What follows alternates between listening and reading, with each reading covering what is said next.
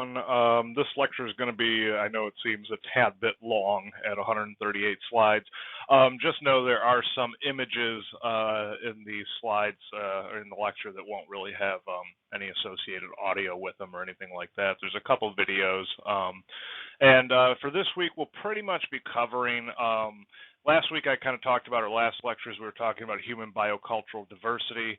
And this week we're going to kind of talk a little bit about evolution, right? How does that biocultural diversity play out physically across our entire species, right? And the question is where do humans really evolve, right? And just to kind of kick things off here, there are a few terms I want us to get familiar with. I use them throughout the semester. Therefore, I don't want there to be any confusion when you hear me using them. When we talk about the human skeleton, the place where humans physically evolve, we kind of use two general terms. You have the cranium, which is the anatomical term for the skull, as well as the postcranium, which is the anatomical term for the rest of a skeleton, right? So if I'm referring to the skull, I'm talking about the cranium. If I'm referring to any other part of the body, we're talking about the postcranium, right? Most major evolutionary changes in humans occurred in two basic places, right? The brain, which is, the physical organ, as well as the skeleton. For example, we're going to talk a little bit about bipedality, and this shift, moving from a creature that walks on all fours to a creature like ourselves today that walks on two legs, involved changes in the spine, the pelvis, as well as the cranium, right? So many of the evolutionary changes in humans really resulted from physical changes in multiple systems and multiple areas at different rates of time, something that we refer to as mosaic evolution.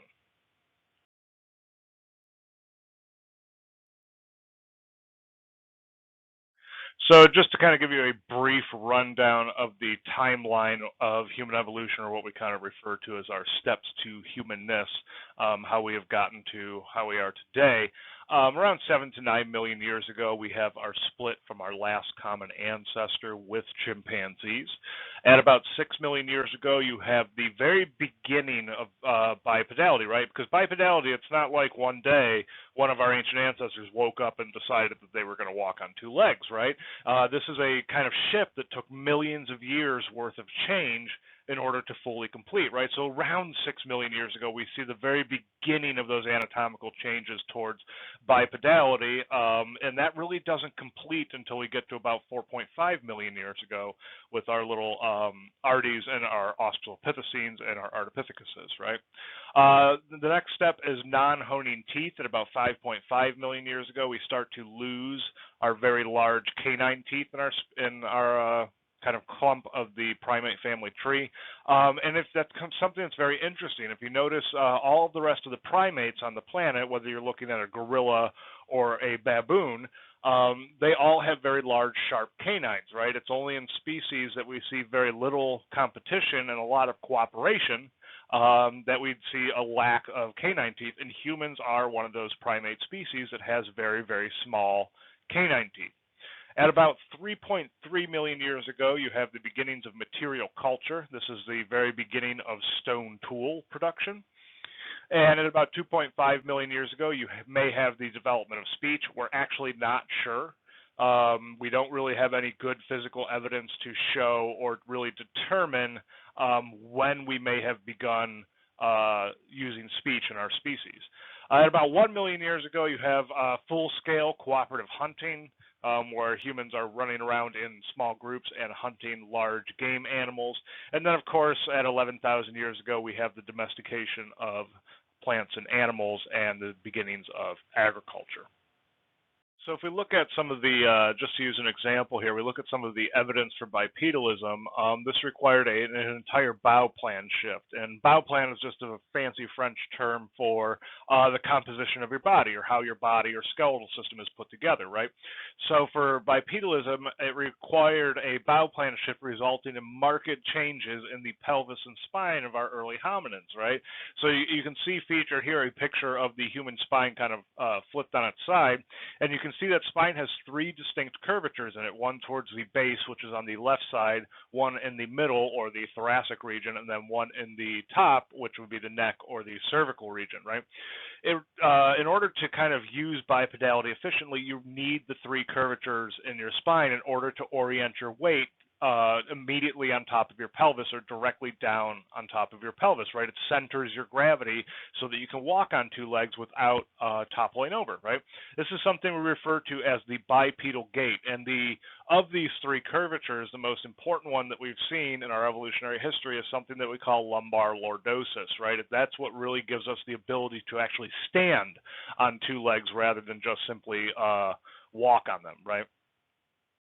Along with our example using bipedalism in humans, I want to point out that something pretty fundamental in terms of evolutionary biology, something that was really determined by a gentleman named Sir Richard Owen over 100 years ago, and that's a basic pattern of limb composition in terms of skeletons, right? If you can see the picture here, you can see all the bones have been color-coded with one bone being the red bone, then you see the blue bone is a series of 2 or 3 bones, and then you see the green bones are a series of kind of metatarsal bones, and then you can see at the very end the yellow coloring is for the phalangeal bones.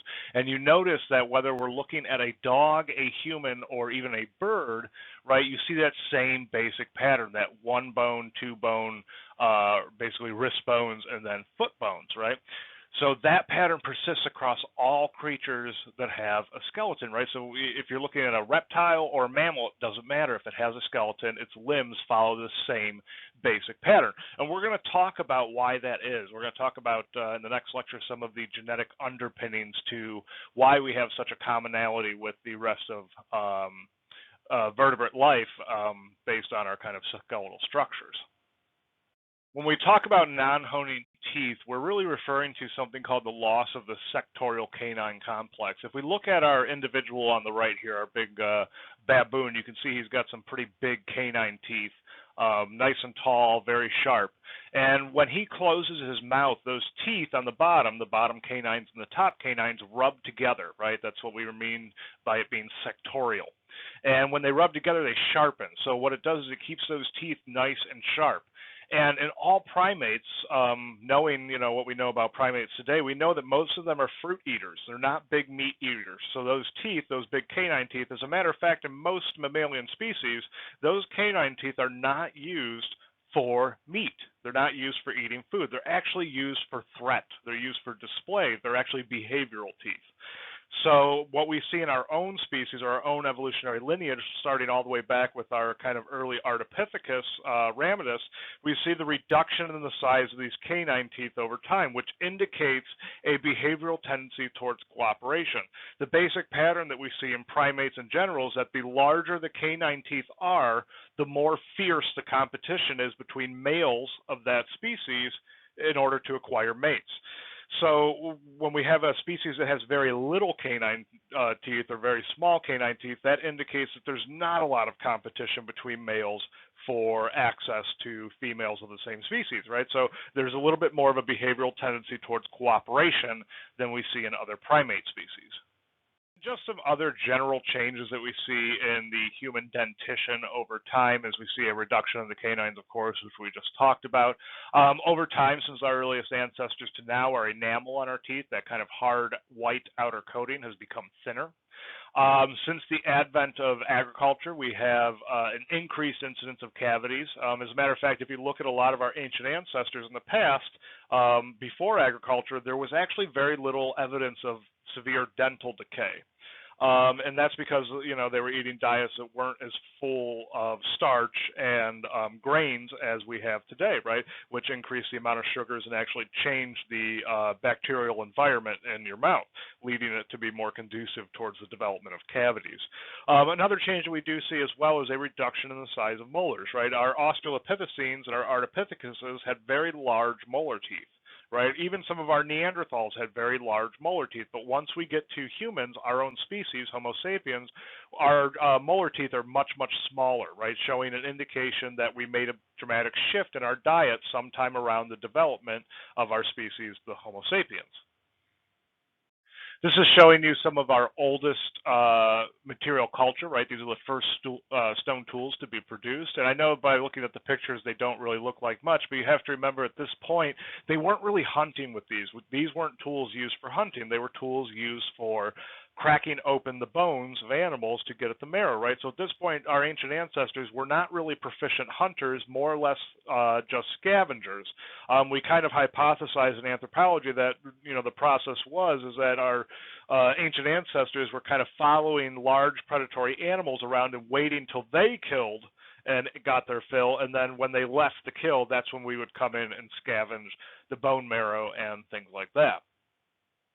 And later on in time, as we get to kind of our Homo erectus and our Homo neanderthalensis, we start to see that stone tools are becoming much, much more refined. These are a little bit closer to true hunting implements. We know that Homo erectus was hunted in groups as well as Neanderthals, right? So this is where we start to see true spear points, true arrowheads, true addle darts, and things like that. But as a small caveat, I want you all to think. I don't want you to get the idea that cooperative hunting is unique to humans, right? For many, many years in anthropology and in biology in general, we thought that our ability to communicate and cooperatively hunt with one another is one of the things that made us distinctly human. Unfortunately, it's not, right? We know that there are plenty of species out there that cooperatively hunt. Wolves will cooperatively hunt with one another. I can give you a more local example. The red-shouldered hawks that live down near Kent State University, where I went to graduate school, they will cooperatively hunt the small black squirrels that live down there. One hawk will go and scare the squirrel out of a tree while the next hawk swoops down and picks it up, right? And then they both enjoy a meal, right? So cooperative hunting is not particularly unique to human. We see it in other primate species, particularly chimpanzees. We also see it in many other mammalian species, right? So it's not a human unique trait.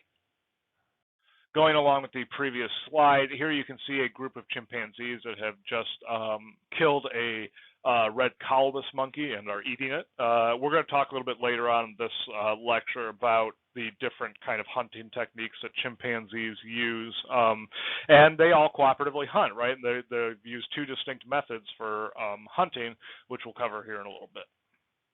And to kind of wrap up our, quote, steps to humanness, right, of course, we have domesticated food, or the invention of agriculture. But I want you to think about it this way. The domestication of wild plants and animals had both advantages and disadvantages.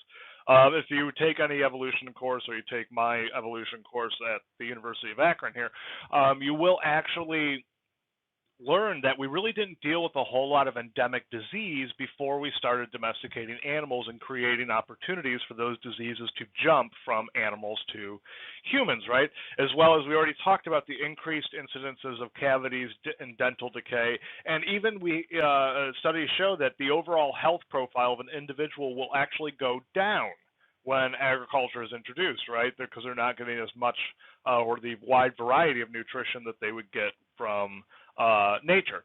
The trade-off of this, the major advantage of this, is that you can feed many more people over a given lifetime. What it does is it increases fertility tenfold, right? So you can have many more babies over a given lifetime and increase populations exponentially, right? So what we traded off in terms of individual health, we got back in terms of fertility and reproductive ability. Okay, now that we've gotten kind of some of the more basic questions about humans and humanness out of the way, let's talk about, or let's pull the kind of lens of our focus here back a little bit and look at evolutionary theory in general, and look at what did really Darwin say about the concept of race. Before we jump into Darwin, it's good to talk about one of his contemporaries that still to this day offers a competing hypothesis, although not very widely accepted anymore, nor is it really valid, but it's still kind of talked about in biological evolutionary circles. It's a hypothesis derived by a gentleman named Jean-Baptiste Desmosnets Chevalier de Lamarck. I apologize, he's the human with the longest name ever conceived.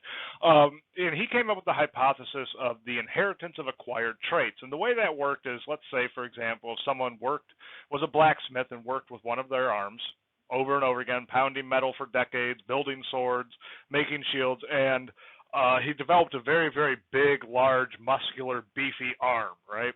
Lamarck believed that when that blacksmith would go and have a child or a son or a daughter, he would pass that big arm onto that son or daughter, right? That's what he means by the inheritance of acquired traits, right? You inherit traits that were acquired by your parents over their lifetimes, right? We know that today that's not particularly how it works, but what he was doing was he was looking at a pattern that we see in evolution of traits shifting over time between generations, right? We'll talk about here in a second why that happens. But his hypothesis of the inheritance of acquired traits was later debunked by a man named August Weismann in the 1880s, and even further debunked later on by a full reading of Darwin's works. So, according to Lamarck, if we were using his hypothesis of the inheritance of acquired traits, you would say that the stretching of the neck in one generation of giraffes would lead to offspring with longer necks, right? So they acquired that longer neck because their parents had stretched their necks out over the course of their lifetimes. That's not particularly how it works, right? But this is how it works. If by chance a giraffe was born with a longer neck, right, it would have an advantage over the other giraffes in terms of getting more food and may be more likely to live longer and breed more, right? So the next generation of giraffes would have the genetics passed on to allow for longer necks, right? So in essence, if the giraffe that has a longer neck is able to live longer and produce more offspring, the next generation will have more prevalence of his long neck trait than the shorter neck traits, right? So that's kind of how we see those traits pushed and exaggerated over time. So then we get to good old Grandpappy Charles Darwin here. He graduated from Cambridge College. His first expedition was on His Majesty's ship, the Beagle, where he basically did a world tour and collected all sorts of information and data on the effects of habitat on speciation, right? So he wanted to know what role the environment played in how creatures are the way they are, both physically and temperamentally. His works include The Origin of Species, The Descent of Man, The Expression of Emotion in Man and Animal, as well as Selection in Relation to Sex. And we'll actually talk about the last one here a little bit, and kind of as we move on throughout the semester, because what we're talking about is sexual selection, right, which is very important in all species, right? Any species that sexually reproduces will have sexual selection, and this is just a fancy way for saying what is the criteria that both males and females use to pick mates, right? And you can see that if, let's say, all the females in humans decided they liked men with blonde hair and would only mate with men with blonde hair, you can see how the next generation would be full of kids that had blonde hair, right? So you can kind of see how sexual selection plays a role in pushing the prevalence or lack thereof of certain traits. This is just showing you the path that the Beagle took on its scientific expedition there around the world. And I want you to kind of look at these and take a minute to realize that Darwin didn't just collect information at the Galapagos Islands. That is what he was most famous for, because it's really the best example he used in terms of looking at speciation via natural selection. But he did collect information at tons of different places, right? He had data from Bahia, he had data from Rio de Janeiro, Montevideo. He also had data from the Falkland Islands as well as the Canary Islands. So he studied a whole wide range of different habitats before he kind of came to his conclusion that species were subject to change over time. So initially what Darwin did upon his writing of The Origin of Species is he provided a mechanism, right, this natural selection, and synthesized important findings from several major scientific disciplines at the time. He also supported his ideas with many, many examples from the natural world. Careful work he did for more than 20 years, right, starting with his travels on the Beagle as a young man, right? So he didn't just come up with this idea as a 20-something-year-old young man riding on this boat around the world, right? He actually came back to England and began to work with pigeon species, and he became an avid pigeon breeder and started manipulating traits that way. So he actually came back and did experiments on his notion of natural selection to really cement the idea that it was a real and factual thing. So if we were to define Darwin's natural selection, right, it's the biological traits or inherited characteristic that enhanced an organism's survival in an environment would likely increase in frequency throughout time, right? So if we were to take this on a genetic level, we would say genes that give an organism an advantage in a certain environment will be favored and will increase in frequency throughout time. That is natural selection. Another important concept to both Darwin and other naturalists at the time and still today is this notion of variation, right? You don't want to just study variation between species, the types of variations we were talking about in the last lecture. You also want to study variation within a species, and you also want to study variation between sexes, right? What we see here is featured on the left, we have a little robin female, and on the right we have a male, right? You can see that the male tends to have a little bit more elaborate feathering than the female does, and that's because in a lot of bird species, the males are the ones who are trying to excite or charm the females into choosing them for mates, right? So the fancier the plumage, the better of a dancer, the better of a nest constructor that they are, the more likely they are to be chosen by the females as a potential mate. So the next couple slides are just going to show you some of the creatures that Darwin actually looked at when he was on his voyage on the HMS Beagle. So he didn't just look at finches, he looked at a whole series of mammalian species as well as some ocean-dwelling creatures as well.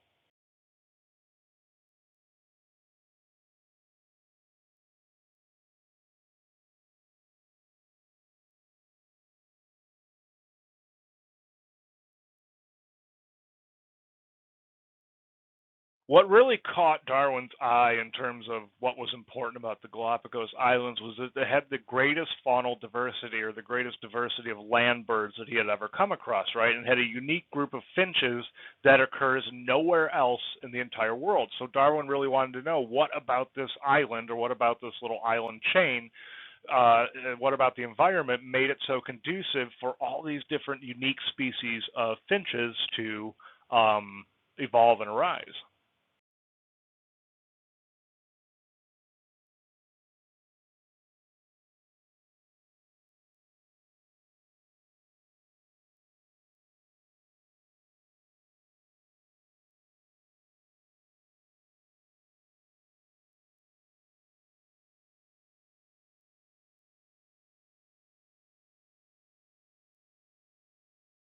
What was perplexing for Darwin was when he was looking at those finches on the Galapagos, he started to examine the surrounding mainland, and he realized that there was only one species on the nearby mainland, a seed-eating ground finch. But when you go to the Galapagos, there are over a dozen different species, each with its own pattern of distribution and its own kind of dietary habits, right? Many of the species are confined to just one part of the island or one part of one island, right? All of these species show variation in their beak shape as well as their diet, right? There are ground and tree dwellers as well as insect and seed eaters.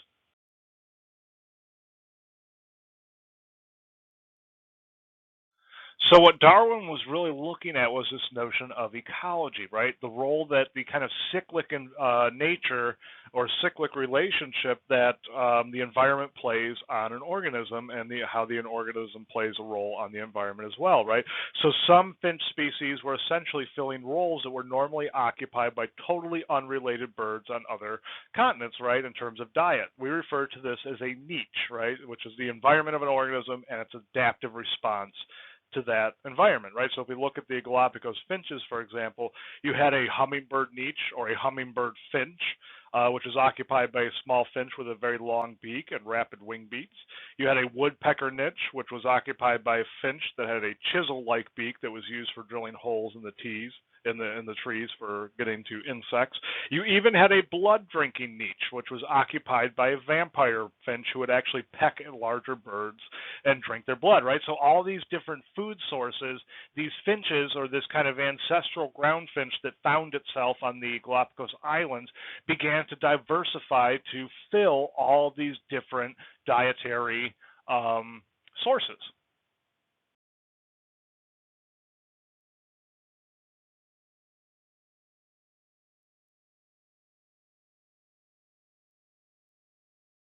So in essence, what Darwin was really getting at here was this notion of descent with modification, right? Each successive generation is slightly different than the generation before because of these kind of modifications, right? This is a branching evolutionary process in which related species, such as our 13 species of finches on the Galapagos, share a common ancestor, right? The ground finch, if we're using our finches as an example.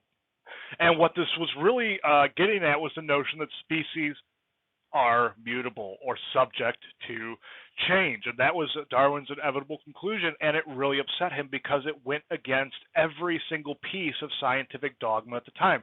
Remember last time we talked about that whole notion of the great chain of being and that the universe is static or unchanging, right?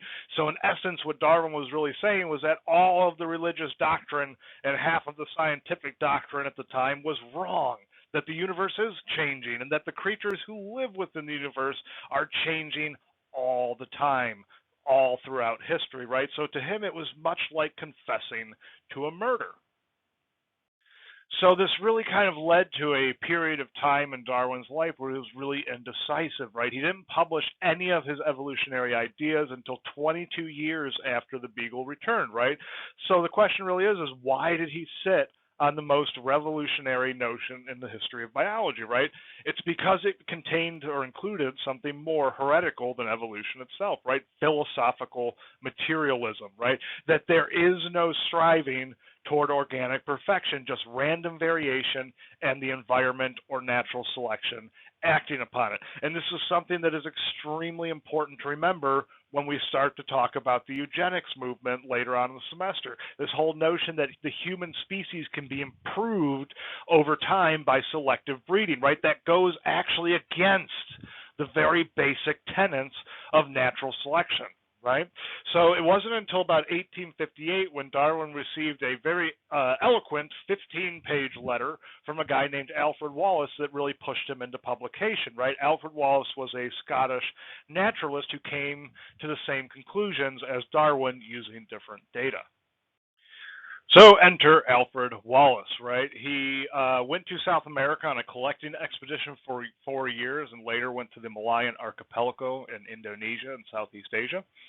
And he arrived independently with the same idea as Darwin, that species are subject to change, although he came about it at a kind of interesting and circuitous route.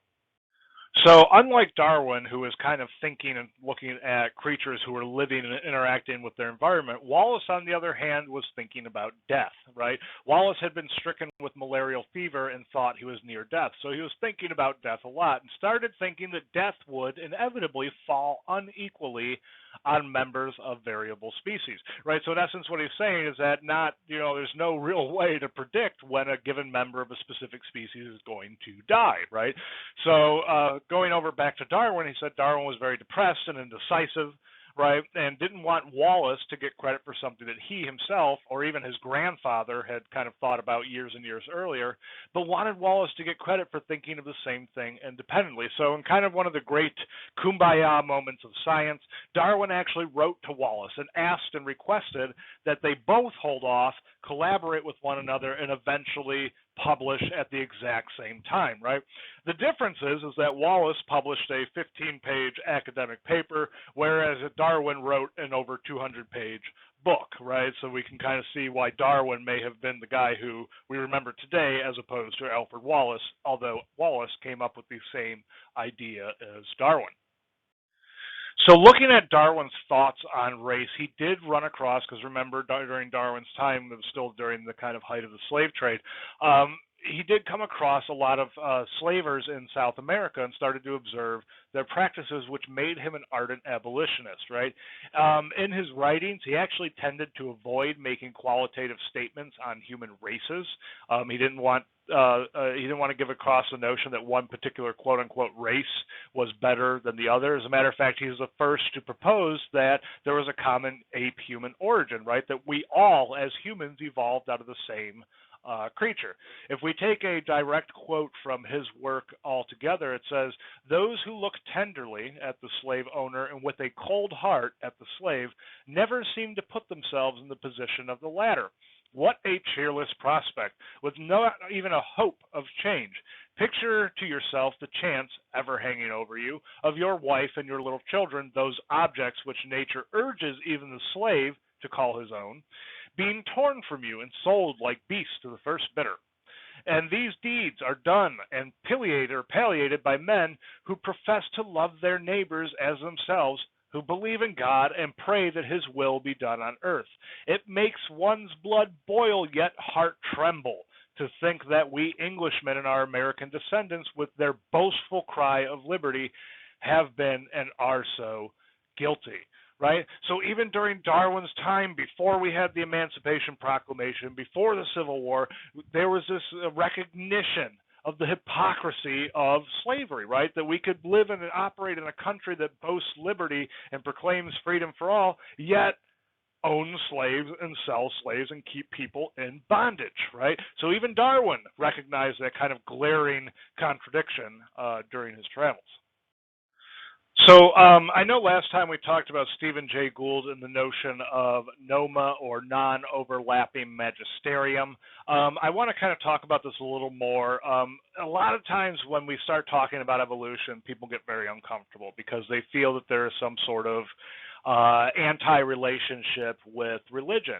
And this kind of comes out of this whole debate of intelligent design versus evolution. And the perspective that I take, and a lot of evolutionary biologists take, is that evolution and religion are not at odds with one another, right? They are two entirely different systems of explanation that are looking to illuminate different aspects of the human experience, right?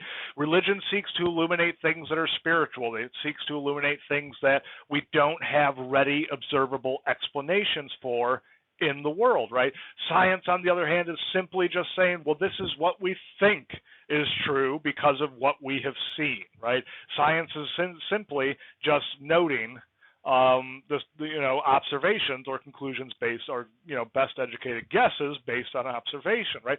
So there really isn't this notion to pin evolution as this anti-religious concept, right? We really don't, and a lot of evolution teachers will tell you, we really try very hard not to address religion at all. We tell you, if believe in what you would like. We're simply telling you this is the hypotheses of and theories of biologists.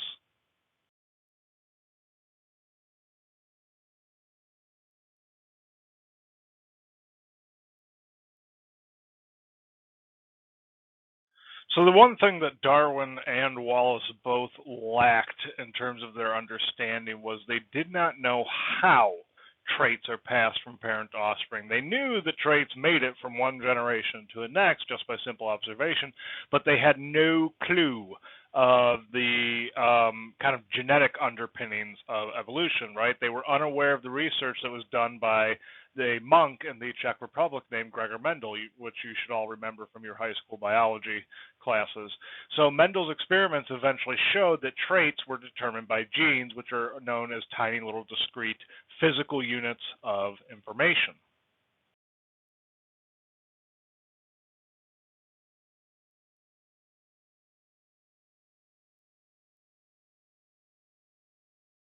So we know today that alternate forms of genes are now called alleles, and they are either dominant or recessive, right? So it's the combination of genes from each parent that determines the trait expressed in the offspring, right? And these Mendel's experiments with his pea plants were later confirmed by experiments by a man named Morgan in 1908 with fruit flies.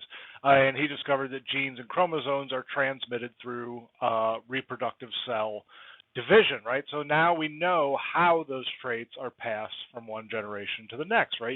We all know that you get half of your genetic material from your mom and the other half from your dad, right? And it's really that dominant or recessive nature of those alleles that you receive from your parents that determines the expression or non-expression of a particular trait.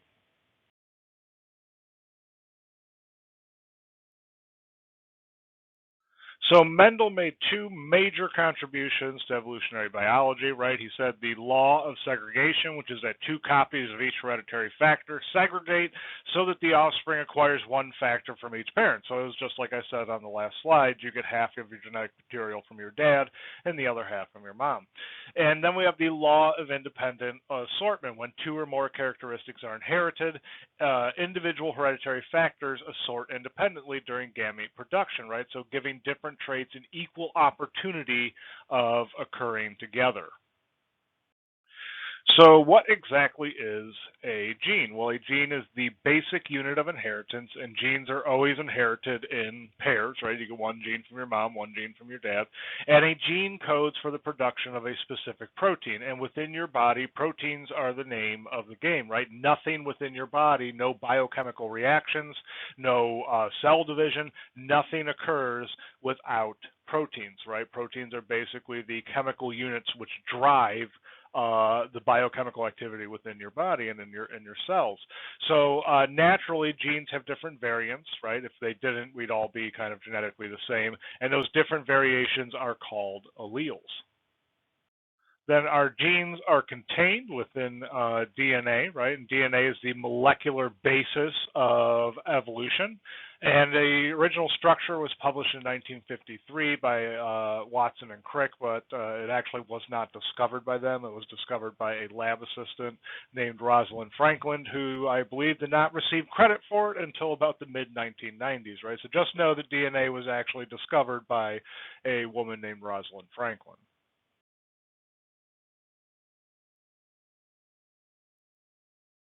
Okay, so out of the entire lecture presentation here today, this is perhaps the most important slide. So if there's one takeaway point or one takeaway thing you want to get from this lecture, this is it.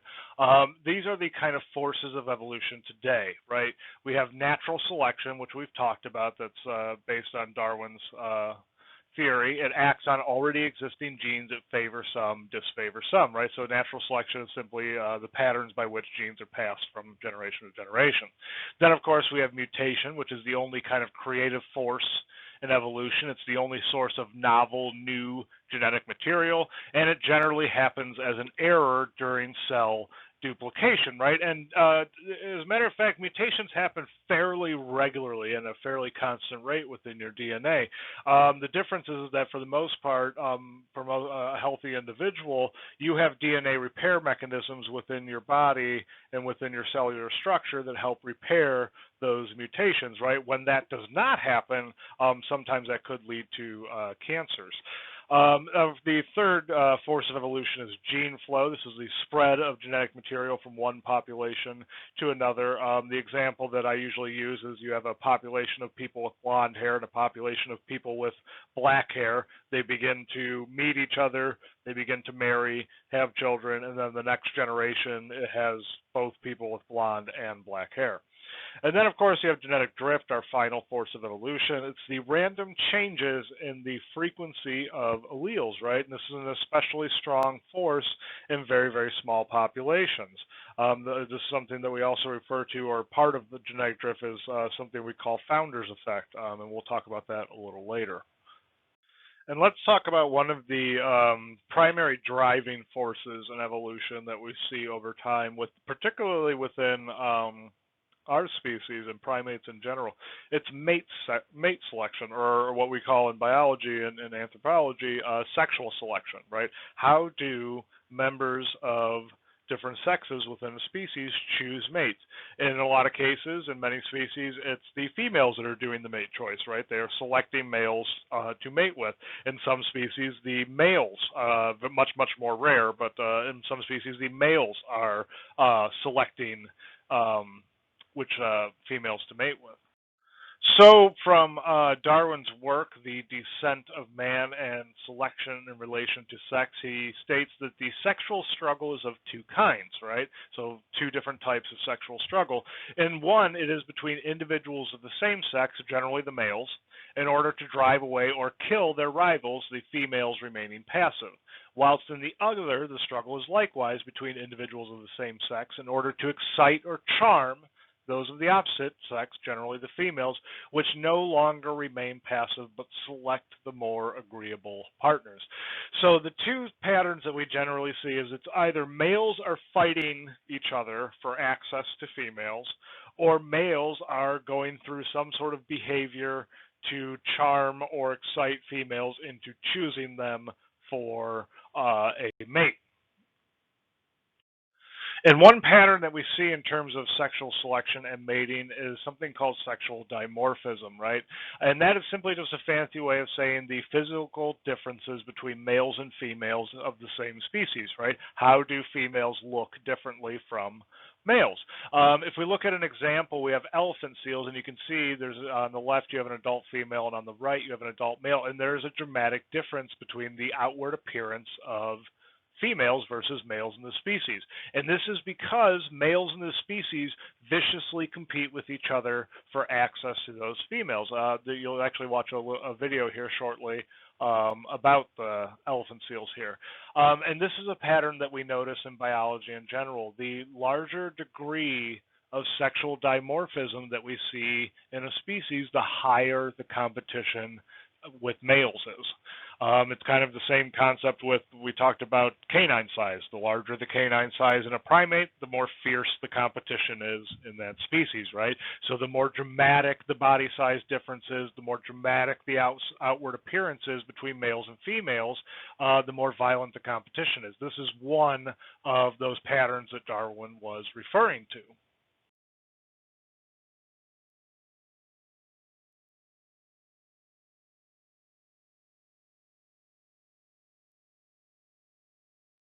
So we talked about the first kind of variation of Darwin's sexual selection, right? That vicious competition between males for access to females, right?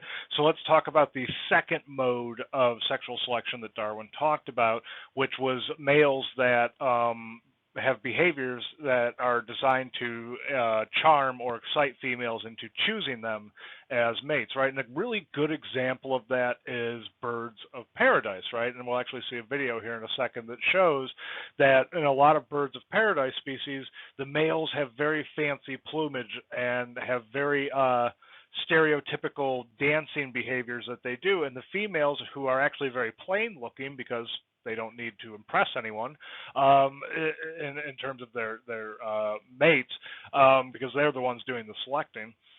They basically choose which male dances the best, or which male builds the best nest, or which male has the best plumage, right? It varies from species to species, which is the preferred trait.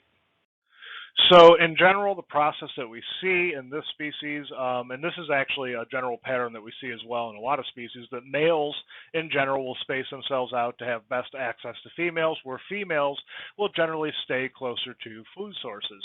So in birds of paradise, it really starts with mating calls. Once the female comes, the male will begin dancing. And then once the dance is complete, there is an inspection and touch, right? The female will come over, inspect the male, and if she touches him, that essentially is acting as acceptance, or saying that she will mate with him, and then mating will occur.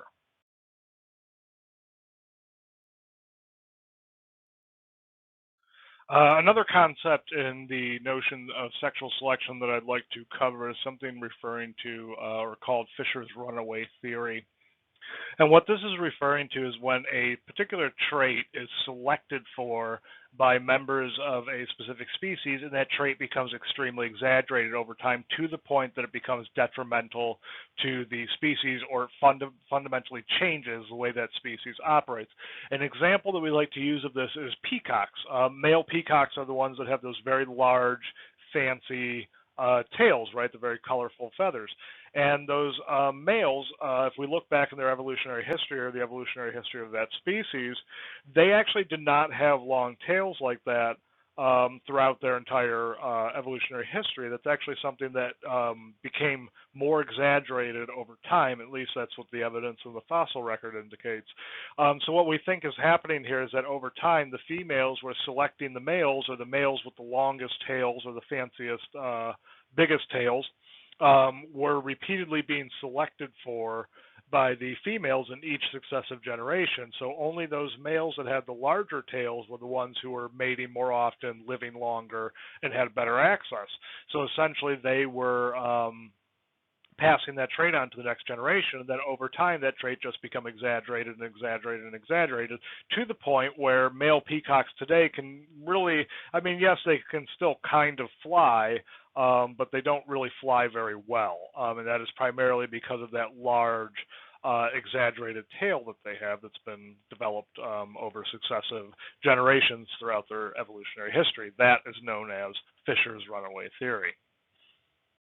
So let's cover a few modern trends in evolutionary history. So the question is really what has happened since Darwin? What has happened since the development of natural selection and the theory of evolution? In terms of anthropology, a few major trends have kind of emerged in evolutionary theory, right? We have this 20th century Panglossian paradigm, which basically states that every trait, physical trait that a creature displays is the result of direct adaptation to the environment. And we'll talk about this here in a second, how that is not actually very valid. And then you have McShay's global trend that all creatures or all species are working towards increasing complexity over time. And what McShay is saying is that as the Earth ages and as creatures reproduce and more generations and time moves on, that we are becoming increasingly more genetically and more physiologically complex.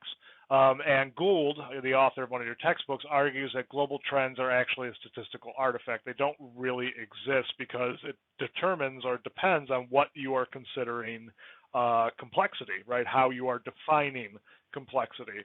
And that's really not what we see. When we look at the given history of a species, what we actually see is a variation. We see increasing and decreasing complexity. You have times of plenty where the species is able to reproduce more and complexity and variation increases. But then you also have times of scarcity, right? Where maybe the species or members of the species or a particular generation are not reproducing as much. So then you won't have as much complexity, you won't have as much variation during that given generation. Then you have Turney. He would argue the global trend towards increasing evolutionary versatility, saying that basically creatures are becoming more adaptable over time.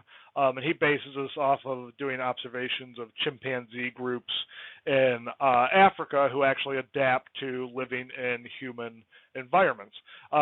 Unfortunately, this can't really be proven empirically, and I doubt that it works across many different forms of life as such that exists on this planet. This is probably something that maybe is applicable to higher intelligence apes that are able to be a little more adaptable mentally and behaviorally.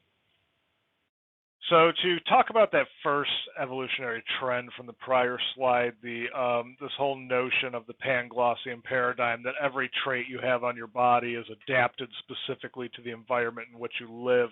We're going to talk a lot during this semester about the relationship between the environment and our species in particular. We'll talk about how our species affects the environment a little bit, but we're mostly going to talk about what physiological changes has the environment actually caused in our species since we evolved and left Africa at or about 280,000 years ago. So what Gould, the author of your textbook, points out is this notion of a spandrel, right? This is his argument against the Panglossian paradigm. And a spandrel in architecture is used to describe a triangular space formed by the intersection of two rounded arches that are joined at right angles. You can see it in the picture below. Those spaces serve no actual functional purpose and are simply there because they are required to be there in order to construct the arch. If you didn't have the surrounding wall around that, you could have just a simple wireframe arch, and you don't necessarily need the spandrels, right? They're simply a byproduct of the construction of the archway. So using the spandrel as kind of our metaphor for evolution, right, we say that a spandrel in terms of evolution is a characteristic that is simply the byproduct of the evolution of some other characteristic rather than the direct product of adaptive selection, right? So think about it this way. Your chin, what we call in anatomy the mental region, right? It actually serves no functional purpose, right? The chin is simply there because it is where the growth plates of the bone in your jaw meet. So in essence, you have no functional purpose for your chin. It actually doesn't really serve do much of anything. You could actually not have a chin. As a matter of fact, many of our ancient ancestors, all the way up to Homo neanderthalensis, did not have chins, right? That chin emerged as a result of the changes in your skull, your cranium, that occurred when our brains increased over our evolutionary history. So as our brain size increased, it shifted the bone in our skulls, in our craniums, and allowed for the development of that chin, right? So that chin was actually not the result of an adaptation.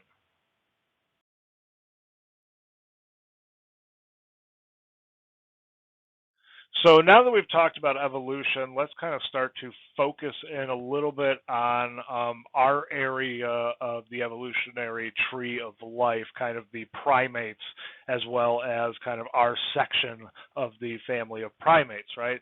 So in the 1700s, remember we talked a little bit about him, Carolus Linnaeus, our good old buddy Carl Linnaeus, developed a binomial nomenclature system for plants and animals, right? So our scientific name for our specific species is Homo sapiens, right? Animals and plants that are similar morphology in terms of shape and anatomy are generally grouped together, right? And this system is still useful because groups that resemble each other often share a common ancestor with one another. So an example would be Equus calibus, right, your kind of common horse, and Equus claga, right, your zebras. They are part of the same genus, which means that not so long ago they shared a common ancestor. And as you'll see in the next slide here, they are even able to reproduce and produce viable offspring with one another.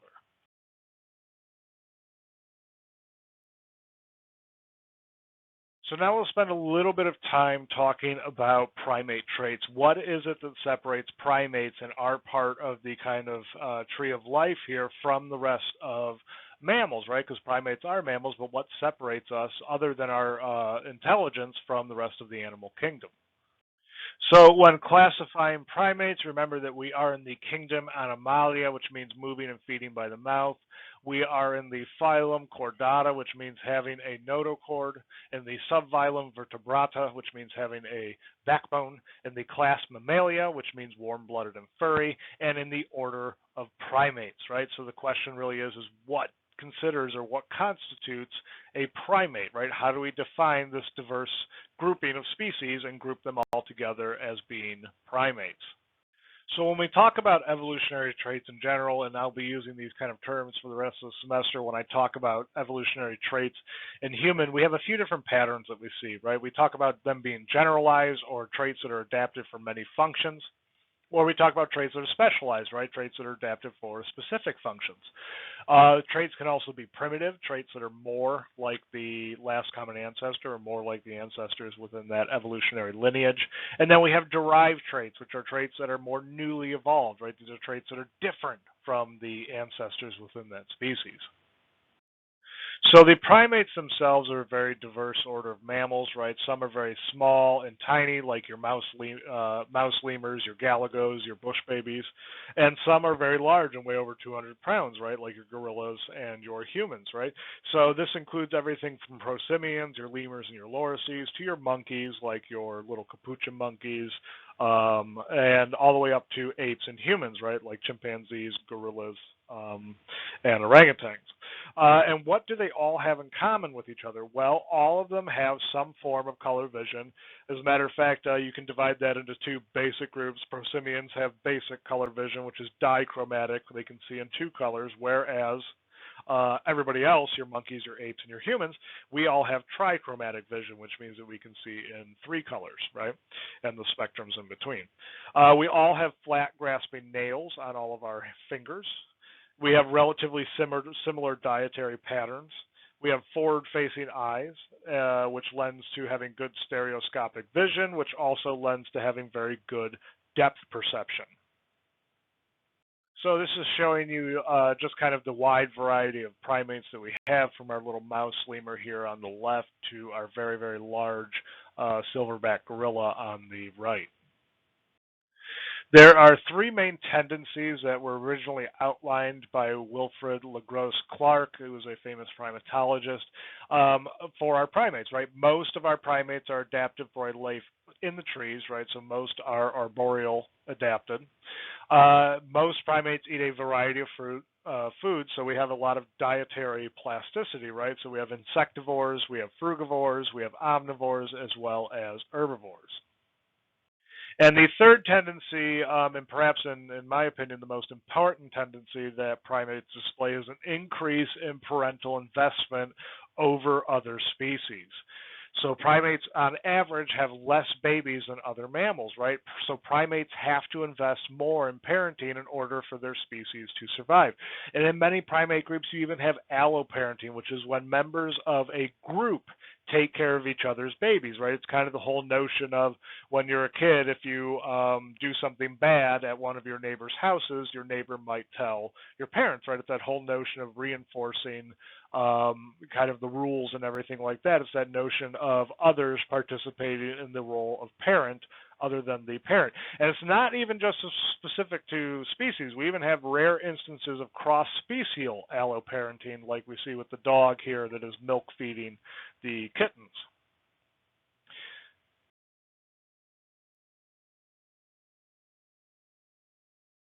So our apes in general are broken up into two large groups. We have the lesser apes and the greater apes. Our lesser apes include the species like gibbons and siamangs. The greater apes include gorillas, chimpanzees, and orangutans, as well as humans, right? Because we are considered members of the great ape family. And the among the great apes, right, orangutans are generally single species with a few subspecies, but chimpanzees actually have two distinct species, right? They have Panpaniscus and Pantroglodytes, right? Pantroglodytes is the ones that we really kind of classically see on the television and in the media and in movies and things like that. But Panpaniscus, or our little bonobos, are actually a completely different species of chimpanzee that are actually behaviorally quite different than Pantroglodytes.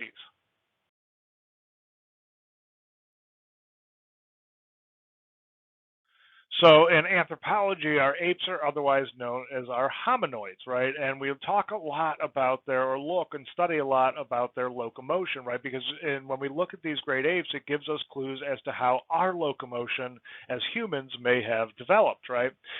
So in terms of the hominid locomotion, the scapulae, or the shoulder blades, are dorsal with a socket for a humerus facing to the side, right? So there's lots of movement allowed at this arm joint.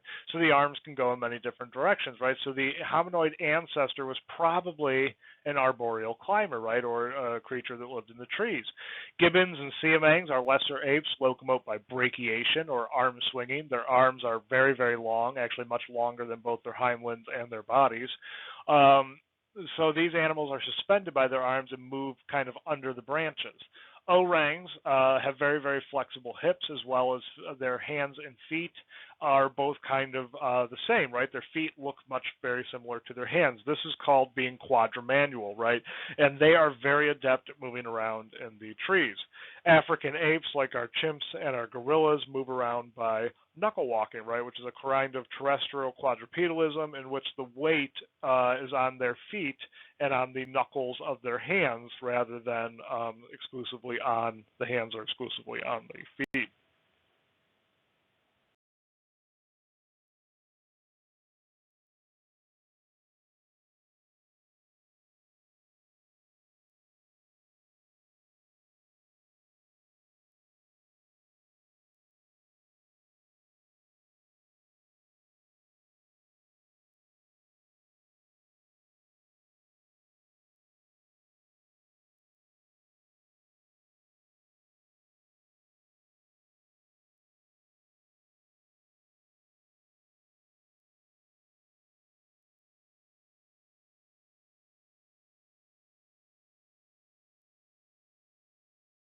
So if we look at the distinguishing characteristics of the hominidae, right, we've talked about the hominoids, right? That's the apes.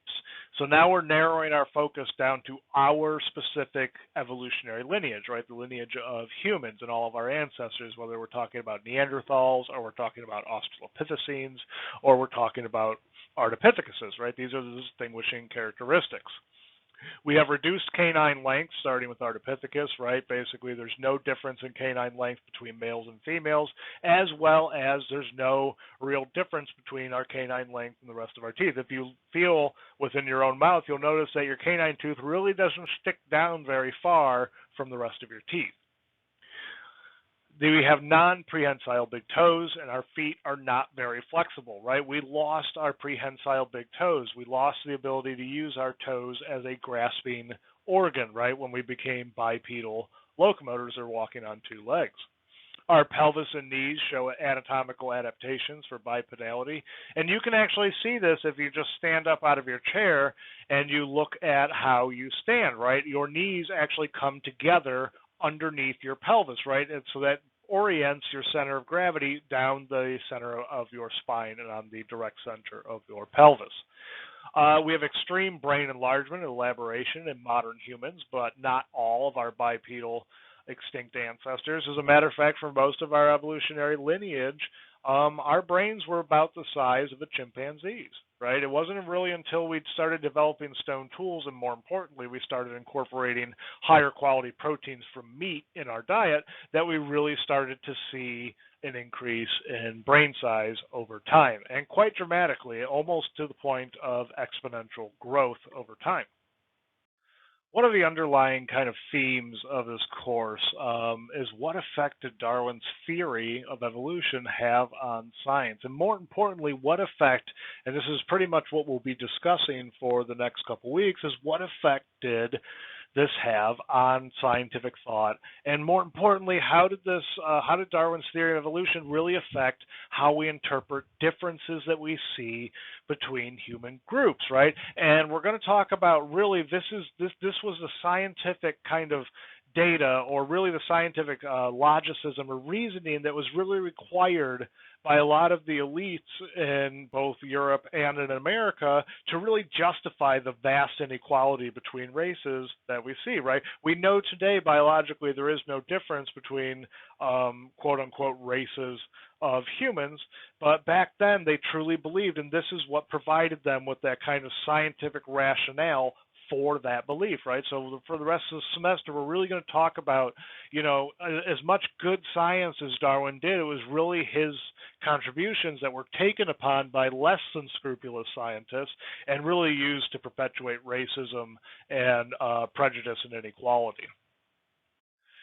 So in essence, since Darwin, scientists began searching for a way to rank human cultures and biology. So you're saying that, one human culture is better than the other, one is more advanced than the other, one is a better way of living than the other.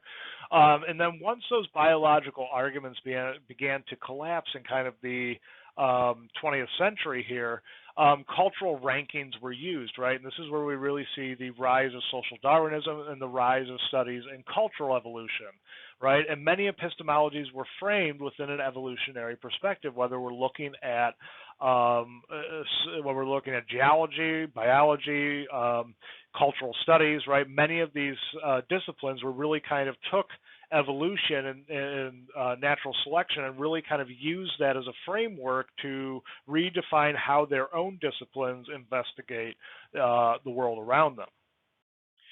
If from cultural anthropology, we start to see this notion of ascribed versus, or really more of a focus on power dynamics within cultures, kind of post-Darwin here. How